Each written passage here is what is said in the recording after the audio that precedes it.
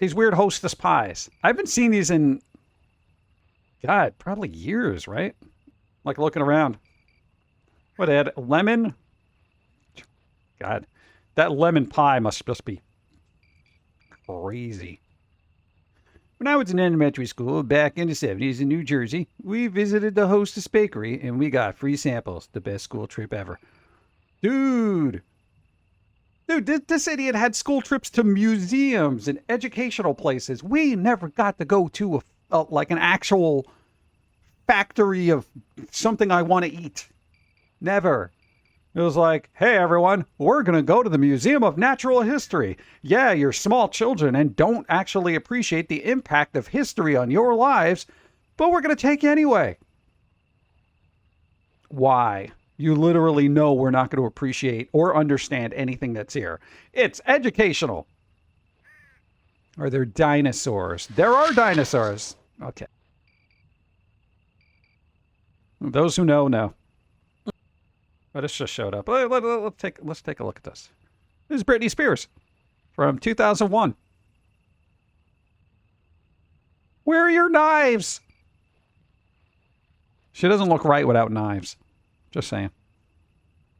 Sadly, you have to pay for better VTuber stuff. Considering everything I'm using is free, I'm doing pretty good. Free. Yeah. I can't be that VTuber that's shelling out money. I don't make enough to be shelling it out. You know what I'm saying? And I know there's that concept you got to spend money to make money.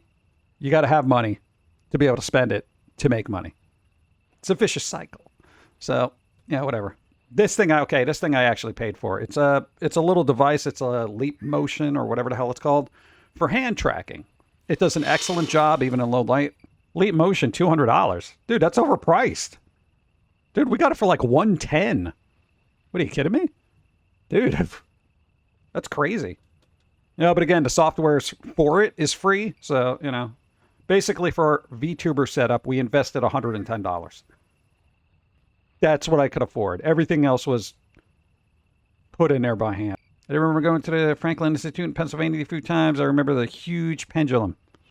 Walked through Human Heart and the Rube Goldberg machine with pool balls. Yeah, we didn't really have fun museums. They always took us to like history things.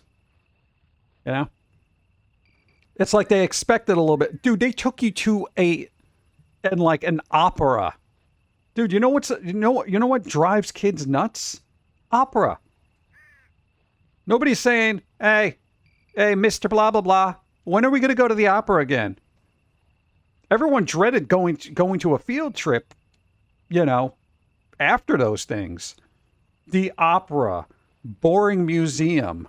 Oh, take the kids to an art gallery. Oh, they'll so appreciate the immersive emotional experiences of looking at nudes. Yeah, because kids are real good about that. Boob. I mean, come on, dude. You got to take them to... There are more fun museums now. Not a lot back then. They have like kids museums where they let you do little science things. There's dinosaurs, stuff like that. But generally, most people back then, it was just like, we're going to go to the Flippadoo Museum and nothing happens. You just look at old crap. Yeah. You're like the Medieval Torture Museum. See, there's something I can get into, right? The only thing that was cool about like the Met as a kid is looking at all the cool armor from medieval times, that kind of thing. And you're like, dude, look at that sword. That probably killed somebody. You're like, yeah. And then the teacher's got to be like, somebody could have died here. Don't make like, I'm like, yeah, that's what we're saying. Somebody died. Somebody probably got this shoved in their back. Dude, look at this.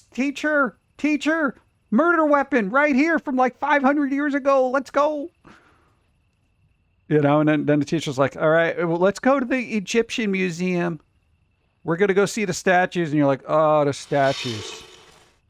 Never been to an opera, but I've been to musicals, Picasso art show and museums. I love them. But I confess I was 28 cheer 20. Yeah, I feel like any kid over 18 may get it. But even at 18, I think now people will be like, oh, it's so boring. Younger than that, it's just like you're wasting your time, you know. Yeah. One of my favorite trips was to a theater that was playing the story of Peter and the Wolf but with puppets, and instead of dialogue they had specific instruments represent each character and let the puppets just act out a play. I Actually enjoyed it. We had nothing like that. It was some opera crap, it was some classical crap, it was some boring museum crap. It was something with a plane, medieval swords that probably killed somebody, and everyone dwelled a lot on World War II. I don't know. You know, back then there were comic museums. Take me to a comic museum. He was lucky enough to have parents who were like, "Oh, you like comics? There is a comic museum. Do you want to go?" And he was like, "Bleep, yeah, go." Jim Churton, you know?